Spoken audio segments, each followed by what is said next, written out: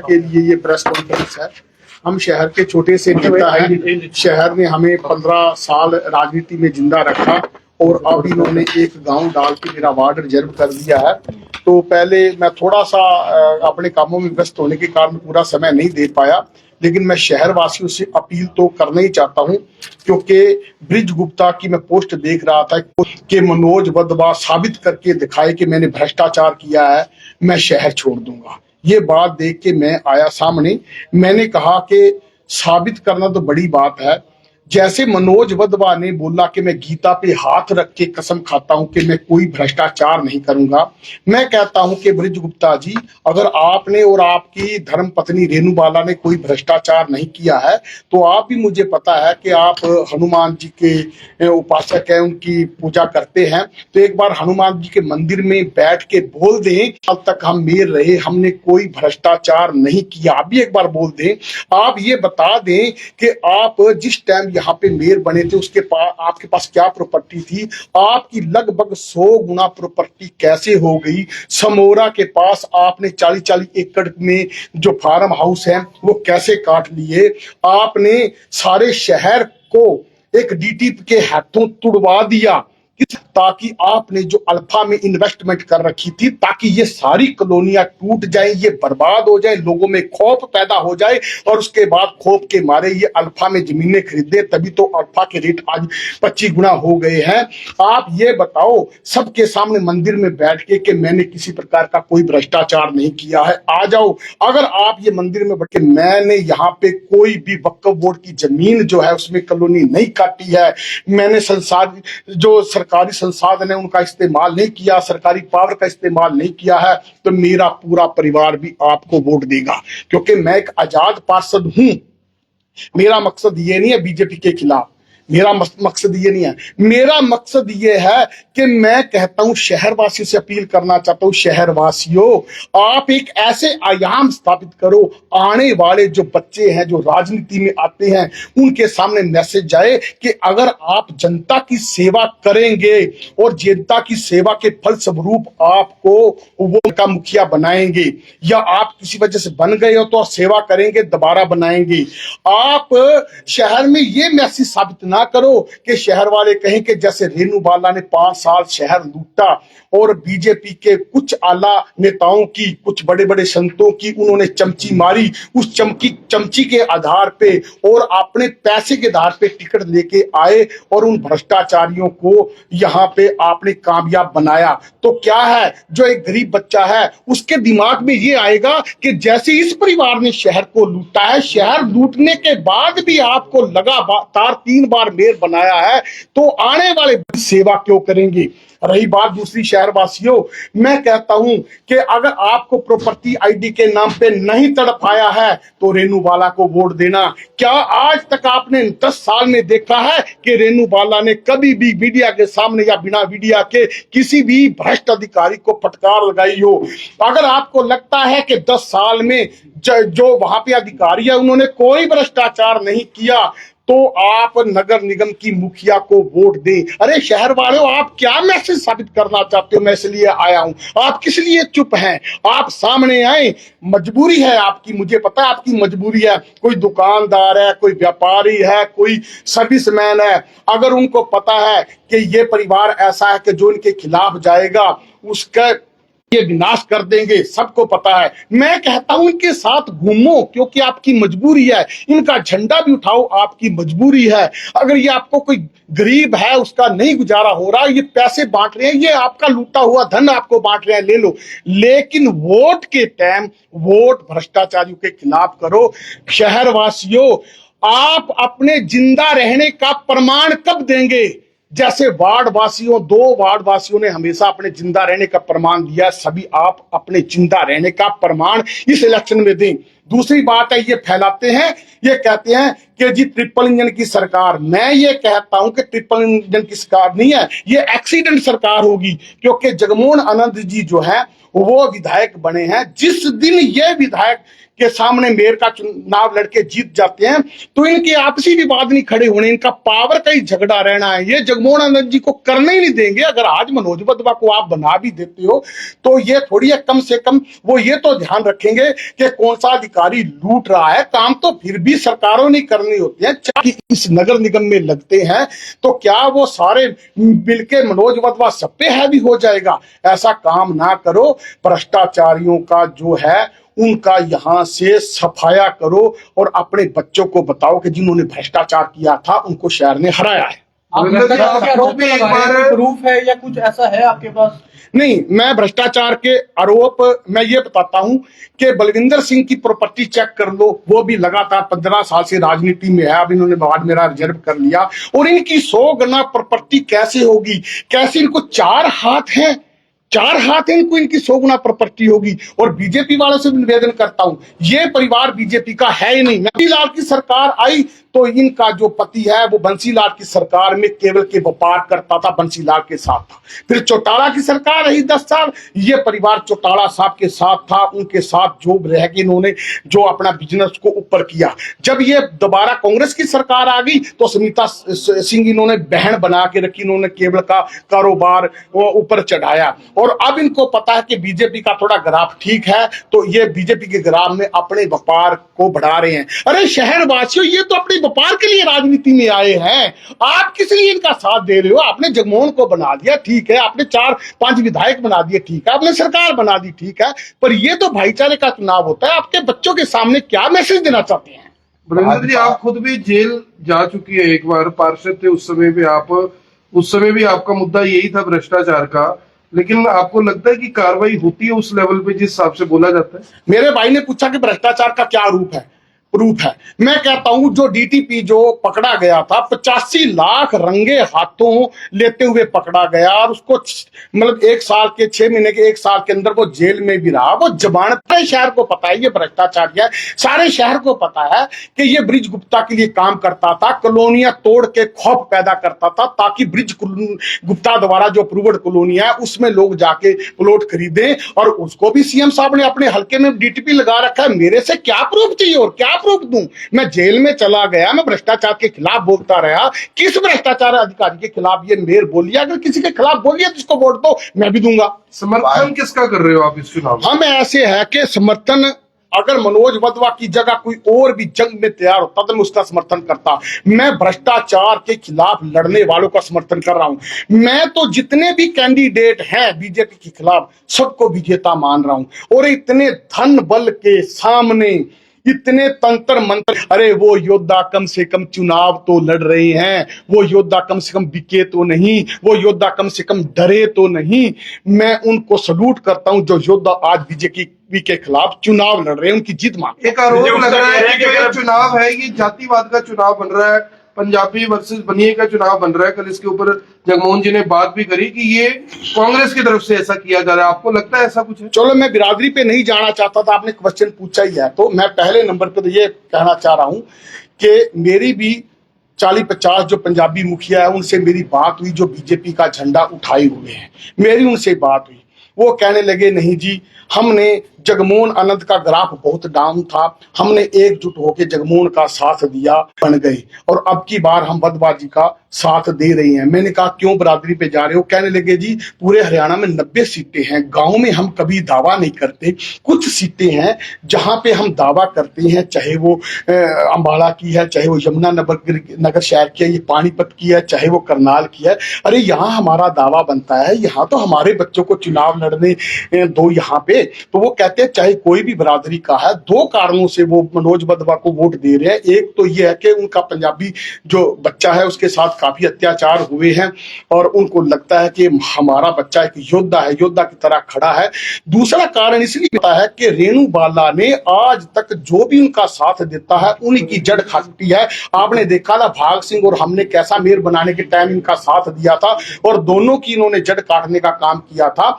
वो कहते हैं कि अगर हम इसको मेयर के पद पे बिठा देते हैं तो ये जगमोहन आनंद को काम ही नहीं करने देंगे। ये कहेंगे जी हम मेयर हैं और ये चापलूसी करने में तो जगमोहन इनके पैशन भी नहीं है, तो उनको लगता है अगर इसको मेयर बना देते हैं तो जो हमने अपनी आस जिस पे जगाई है जगमोहन पे, ये उनको काम नहीं करने देंगे, उनको काटते रहेंगे, उनको नीचा दिखाने का काम करेंगे। वो चाहते हैं कि मनोज वधवा आए, सीट पे बैठे, ताकि जगमोहन आनंद जी बड़े खुले से काम करें। मनोज वधवा को तो ठीक है, सरकार के तो साथ रह के उनको काम करना ही पड़ेगा। और लोग ये भी चाहते हैं कि अगर सारे ही ये बना देंगे, मेयर भी बना देंगे, सारे पार्षद बना देंगे, जो जनता का धन लूटने के लिए फेमस है वो तो सारा लूट के खा जाएंगे, उनको टोकने वाला कोई नहीं होगा। भले ही सरकार बीजेपी काम करे, लेकिन मनोज वधवा जिस सीट पे बैठे होंगे, कम से कम ये तो देखेंगे, शहर को बताएंगे कि इस फाइल में ये भ्रष्टाचार है, ये खौफ के मारे शहर को लूटने, जो लूट रहे थे शहर को थोड़ा कम लूटेंगे, इसलिए वो इसको यहाँ पे बिठाना चाहते हैं। तो मैं राजनीति छोड़ दूंगा, शहर भी छोड़ दूंगा। मैं कहता हूं कि अरविंदर जी, इन्होंने 100 गुना प्रॉपर्टी 4 हाथों से बनाई है। किस तरीके से बनाई है, कौन सी इनकी फैक्ट्रियां, पुराने जैसे लिबर्टी वालों का तो कारोबार है, कौन सी फैक्ट्री, इससे पहले की प्रॉपर्टी देखे, अब प्रॉपर्टी देखे, कौन सी प्रॉपर्टी है जो इतना आप ऊपर बढ़ गए हैं। शहरवासियों, आपको याद नहीं, प्रॉपर्टी के नाम पे इन्होंने लूटा, प्रॉपर्टी आईडी के नाम पे लूटा, फैमिली आईडी के नाम पे लूटा, इन्होंने पेंशन के नाम पे लूटा, कहां कहां इन्होंने नहीं तड़फाया। आज जो 150 करोड़ की लाइटें लगी हुई हैं, अगर शहर वाले सुकून मानते हैं, जिस दिन लाइट खराब हो उस चौक पे कोई जाम नहीं उनका होता, उन चौक पे कोई जाम नहीं होता। जिस दिन इनकी बत्ती जगती होती है, शहर में सारे में जाम लगवा दिया इन्होंने। इनको नॉलेज ही नहीं है, क्योंकि जब आप वोट धर्म के आधार पे देते रहेंगे, मैं कहता हूं कि ठीक है, मोदी साहब को दिव्यांशु जी भी खड़े थे, खट्टर साहब भी खड़े थे, आपने खट्टर साहब को इसलिए वोट दिए कि मोदी जी प्रधानमंत्री बनेंगे। अरे आप जो यहाँ पे लोकल चुनाव है उसको भी मोदी जी के नाम पे लड़ रहे हो, ये कहाँ की समझदारी है। ये तो मोदी जी के नाम पे लूट रहे हैं, यहाँ पे इनको लूटने का सर्टिफिकेट दे दिया क्या आपने। दिव्यांशु जी, कल ये भी बात सामने निकल कर आई कि अभी भी बीजेपी का साथ दे रही है, ऐसा उनकी तरफ से आरोप लगाई या बात रखी। देखिए ऐसा है जी, जिन नेताओं ने पहले भाजपा की पिछले चुनाव में मदद करी, वो सभी नेता भाजपा में जा चुके हैं। और मैंने बार बार ये बात कही कि जिन के अंदर अणख है, जिनके अंदर आत्मसम्मान है, जिनकी भावनाएं कांग्रेस पार्टी से जुड़ी हैं, वो कांग्रेस के साथ हैं। इस प्रकार की बातें कह के जगमोहन जी एक भ्रम की स्थिति कांग्रेस में पैदा करना चाहते हैं, ये उनकी राजनीतिक टैक्टिक्स हैं। लेकिन मैं कहूंगा कि कांग्रेस के कार्यकर्ता, कांग्रेस के सभी नेता एकजुट होकर मनोज वधवा जी का चुनाव लड़ रहे हैं। और उससे भी ज्यादा जो करनाल के अंदर, करनाल की जनता का रिस्पॉन्स मिल रहा है, क्योंकि शहर के अंदर खास तौर पे साइलेंट वोटर है, और वो जो साइलेंस है वो कहीं ना कहीं इस बात का संकेत है कि इस बार वे सभी मिलके मनोज वधवा जी को यहां से मेयर बनाएंगे। दिव्यांशु जी, कल जगमोहन आनंद जी ने काफी गंभीर आरोप लगाए, ये बोला कि जो मनोज वधवा है उन्होंने मेरे पैर भी पकड़े, रोए भी मेरे पास आके, हमने उनकी इतनी मदद की, लेकिन बावजूद उसके वो इस तरह से ओछी बयानबाजी कर रहे हैं। इस तरह की बातें ऐसा है, बीजेपी वालों की बयानबाजी सुन के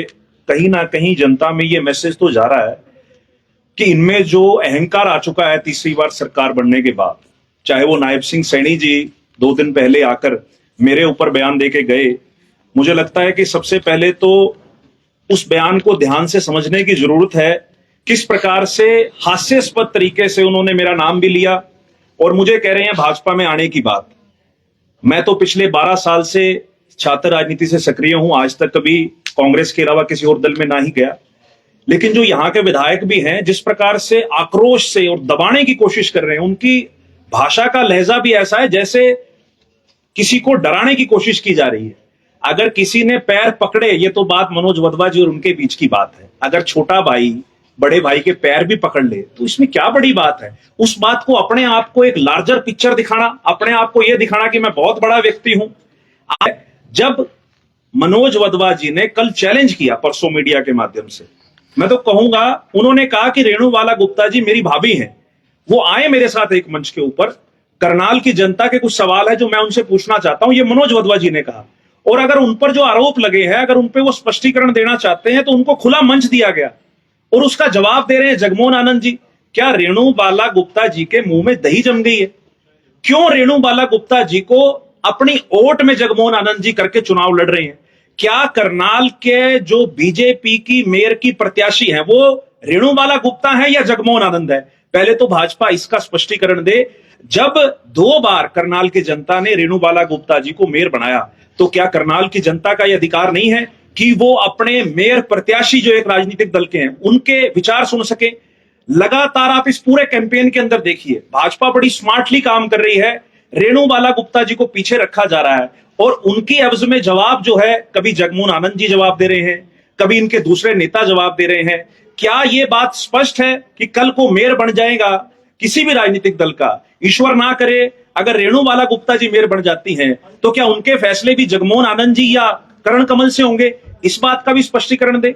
उन्होंने ये बात बोली है कि पार्षद भी मैं ही हूँ, मेयर भी मैं ही हूँ, विधायक ऐसा है, इनको घमंड हो गया है। जी मैं एक बात कहना चाहता हूँ जगमोहन जी, हम आपसे भी सवाल पूछेंगे, आपको हो लेने दो 5 साल, हम आपको मौका दे रहे हैं कि ताकि अभी आप बने हो, आपसे भी सवाल पूछेंगे। अभी आप तो आए हो सामने, अगर आप साफ छवि के होंगे तो आप सवालों में साफ ही कहे जाओगे, अगर आप भ्रष्टाचार करोगे तो भ्रष्टाचारी कहलाओगे। अभी तो हमारे को रेणुबाला से सवाल पूछने दे जो 10 साल शहर की मेयर रही है। और दूसरी बात है, आप टिकटें बांटते हो, उसकी आपके किसी के आगे लिखते हो ये बेबी पाल को टिकट दे दी, दूसरे का काम बरादरी का नाम लिखती हो। अगर आपको बरादरी का इतने शौक है तो कश्यप समाज के भी 35 से 36 हजार वोट नगर निगम में पड़ते हैं, वो शरीफ बरादरी है, उनको वंचित क्यों किया? ब्राह्मण समाज जो हमारा पूजनीय है, जो हमारी हमेशा हमारे धर्म की अगुवाई करते रहे हैं, उस ब्राह्मण समाज को क्यों वंचित रखा? ये सारे आपसे बदला लेने की ताक में है, किसी समाज की कम कर देते, इनको भी दे देते।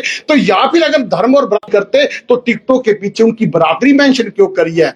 आपको ये जनता सजा देगी। और जो शहर आज चुप है, आपको पता है कि शहर चुप है, ये तूफान से पहले का सन्नाटा है। मैं कहता हूं शहरवासियों, 5 साल हम इनके भ्रष्टाचार को उजागर करते रहे और 5 दिन में आके शांत हो जाए, हम कह दे जी ठीक है जी, ऊपर भी सरकार इनकी है, नीचे भी सरकार नहीं है। एक बार इनको पटक दो ताकि इनको सबक मिले, आने वाली पीढ़ियों को पता लगे कि जो भ्रष्टाचार करता है करनाल वासी उसको पटक देती है। सुरेंद्र जी, जो ये बात है कि 20 पार्षद बनाओ, एक मेयर भी पार्टी का बीजेपी का बनाओ, विपक्ष कहाँ जाएगा? वही बात है, इनके सामने सवाल उठाने वाला कोई ना बचे।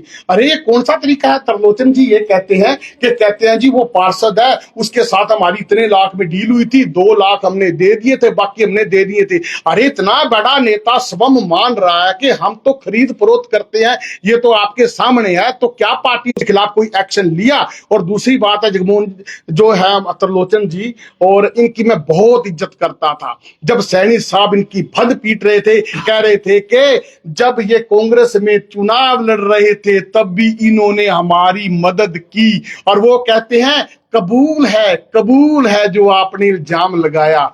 मैं तो मानता हूं ऐसे नेता की जिनकी हम इतनी इज्जत करते थे, गुरु घर को मानने वाले, वो कांग्रेस में रह के चुनाव लड़के बीजेपी की मदद कर रहे थे। दूसरी बार सांगवान जी की मैं बहुत इज्जत करता था, मैंने उनको बधाई भी दी थी, चलो टिकट के हिसाब से कई बार फैसले लेने पड़ते हैं। और वो कहते हैं जी हमने घरोंडा में स्पीकर साहब को अंदर खाते मदद करके विधानसभा में भेजा। इसका मतलब क्या है कि सैनी साहब इसलिए बता रहे थे कि आप अपनी पार्टी से गद्दारी करके हमारे पास आ गए हो, हम आप पे कभी भरोसा नहीं करेंगे, क्योंकि जो उनसे गद्दारी कर सकता है, जो सालों से उनकी पार्टी उनके मां के समान थी, तो जो हमारे स्वार्थ के लिए हमारी पार्टी में आया है, तो हमारा कैसे बन सकता है? हम तो सत्ता में बैठे, सभी को पता है सत्ता का सुख भोगने के लिए आए हैं। बातें आपने करी हैं, अगर इसके बाद भी बीजेपी जीत जाती है तो फिर तो ये माना जाए ना कि लोग उनसे कन्विंस्ड हैं, कांग्रेस से कन्विंस्ड नहीं। ऐसे है कि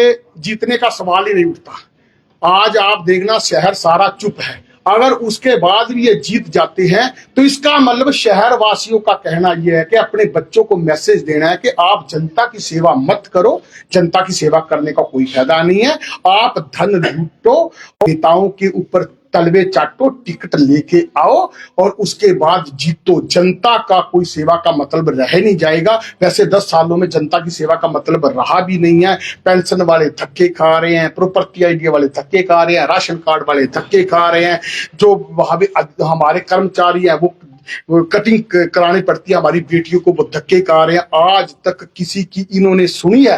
क्यों नहीं सुनते? इनको पता कि टाइम पे धर्म और जाति का जहर घोलेंगे और हम बन जाएंगे मोदी साहब के नाम पे। मोदी साहब ने ऊपर काम करने हैं, अपने शहर में काम करने हैं। शहर वासियों ये देखो कि जो रेणु बाला है उसने 5 साल में किस तरह से काम किया, उसी आधार पर उसको एक आप पार्षद रहे हैं, क्या सरकार की ग्रांट आती है नगर निगम में? क्योंकि कोई लोग ये बोलते हैं कि सरकार की ग्रांट नहीं आ रही, बंद कर दी। कोई कह रहा है कि नहीं, नगर निगम के पैसे से ही विकास होना है। कोई ग्रांट आती है? ऐसा कि नगर निगम में बहुत धन इकट्ठा होता है।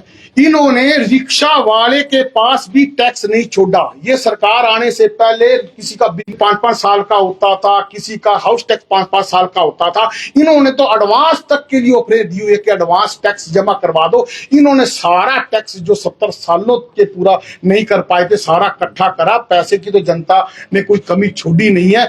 और ये क्या करते हैं कि रात को, शुक्रवार रात को बिजली एकदम से पीछे से काट देते हैं। अगला सोचता है कि शायद पीछे से कोई कट लग गया होगा। रात को उनको पता लगता है कि इनका बिजली का बिल 2 घंटे लेट हो गया था, आपका मीटर काट दिया। लोगों को तड़फा दिया इन्होंने। लोग बदला लेंगे, लोगों में अगर इंसानियत है तो बदला लेंगे। अगर अब की बार भी लोग रेणु बाला को बनाते हैं तो फिर तो कितने दिन दिव्यांशु बुद्धि राजा बोलेगा, कितने दिन मनोज वधवा बोलेगा, कितने दिन बलविंदर बोलेगा। फिर तो हम कहेंगे लूटो भाई, और अपने बच्चों को भी मैसेज दो, तुम भी लूटो और लूट के इलेक्शन में 5 दिन बांटो और अपने मेयर बन जाओ, उसके बाद फिर 10 गुना लूटो। बलविंदर जी, आपका क्या राजनीतिक सफर है? आप कहाँ जाएंगे अब? ऐसे जी, मैं आजाद हूं। पहले आम आदमी पार्टी में मैं आया था और आम आदमी पार्टी में सिर्फ यह है कि मेरा मित्र खड़ा था। आपको पता, जब मैं जेल में गया था सबने साथ दिया था, लेकिन उसने बहुत ज्यादा साथ दिया था। जब वो खड़ा था तो मैं इन नेताओं की तरह कांग्रेस में रह के बीजेपी की जैसी उन्होंने मदद करी, मैं ऐसे नहीं करना चाहता था। मैंने आम आदमी पार्टी से रिजाइन दिया, मैंने कोई पार्टी ज्वाइन नहीं करी, मैं आजाद हो गया। और मैंने वीरेंद्र राठौर का आजाद होने के बाद साथ दिया। और अभी मैं आजाद हूं क्योंकि मैं पार्टियों के काम करने में सक्षम नहीं हूं, बहुत टाइम देना पड़ता है और हम ज्यादा इतने फाइनेंशियली भी मजबूत नहीं है। समय आया, जैसे इन्होंने मुझे राजनीति से वंचित करने का प्रयास किया है तो इन्होंने राजनीति से वंचित नहीं करा, मुझे मजबूत होने का मौका दिया है। आगे बड़ा इलेक्शन लड़ेंगे। सर, आप कांग्रेस का समर्थन कर रहे हैं या मनोज वधवा का समर्थन कर रहे हैं? हम मनोज वधवा का भी समर्थन कर रहे हैं और कांग्रेस का भी समर्थन कर रहे हैं। इसमें हमारी तो आजादी है, हमें जो अच्छा लगेगा उसका समर्थन करेंगे। जो भ्रष्टाचार, कई बच्चे खड़े हैं एमसी के चुनाव में, हम उनका विरोध नहीं कर रहे क्योंकि ईमानदार है। 1-2 पार्षद हैं तो उनका हम सपोर्ट कर रहे हैं। जैसे सुभाष कोच है तो उनका मैं कोई विरोध नहीं कर रहा हूं क्योंकि मुझे पता है कि वो ईमानदार है। पैसे टोस से हार गया तो कोई पार्टी से मतलब नहीं है, हमारा तो भ्रष्टाचारियों के खिलाफ लड़ाई है। सर, लास्ट में मेरा एक सवाल है, क्या आप विपक्ष में इतनी निडरता नहीं रही है कि वो भाजपा को पूरी तरीके से टक्कर दे करके उन शब्दों का जो है वो अर्थ निकाल सके? ऐसे है, दिव्यांशु बुद्धि राजा 5 लोगों को साथ लेके इतने बड़े झुंड से अपने पार्षद को बचा के ले आता है तो फिर हमारी कोई मतलब कहीं शंका कर सकते हो भी विपक्ष जिंदा नहीं है? कितने लोग थे वहां पे? 5 लोग बीच में से पार्षद को लेके आए ना, तन उनके साथ था, सारा सिस्टम उनके साथ था, पब्लिक उनके साथ थी, ले आए। और कैसे योद्धा चाहिए आपको? योद्धाओं की विपक्ष में कमी नहीं है। लोगों को समझना पड़ेगा कि अगर विपक्ष को मार दोगे, सारे पार्षद इनके बना दोगे, मेयर इनके बना दोगे, एमएलए इनके बना दोगे तो जैसे मर्जी ये लूटेंगे। और फिर भी बिल्ली को दूध की रखाली ना बैठाओ। राग जी, आप पंजाबी महासभा के जिला अध्यक्ष में कांग्रेस से भी जुड़े हुए हैं, कहाँ जा रहा है ये चुनाव इस समय? देखिए, चुनाव जो है आज की पोजीशन जो बहुत अच्छी है, तो चुनाव पंजाबी समाज की बात करें तो साइलेंट है सभी वोटर। और पंजाबी समाज को जैसे जगमोहन जी को मतलब पंजाबी समाज, लेकिन आरोप तो ये लग रहे हैं ना कि मनोज जी जातिवाद फैला रहे हैं, कल इस तरह की बातें सामने आई हैं। नहीं, कोई ऐसा कोई बात ऐसी कुछ नहीं है कि मतलब समाज की बात है तो सब लोग देख रहे हैं कि ये भी समाज का बच्चा है। एक मैं बात बताना चाहता हूँ क्लियर, शहरवासियों को पता है। सुमिता सिंह खड़ी थी, लगभग पंजाबी जो है जगमोहन जी के साथ थे, ठीक है। तो वो 55 से 57,000 वोट ले गई। तो जो 75,000 पंजाबियों के वोट हैं उसमें से अगर 50,000 भी पोल होती है, अगर जगमोहन सिंह को जा सकते हैं तो मनोज वधवा को जाएंगे। मनोज वधवा तो 1,05,000 से शुरू कर रहा है और जैसे कश्यप समाज की अनदेखी करी है, ब्राह्मण समाज की अनदेखी करी है, सब बदला लेने की ताक में है। मनोज वधवा का चुनाव तो बहुत आगे निकल चुका है। धन्यवाद।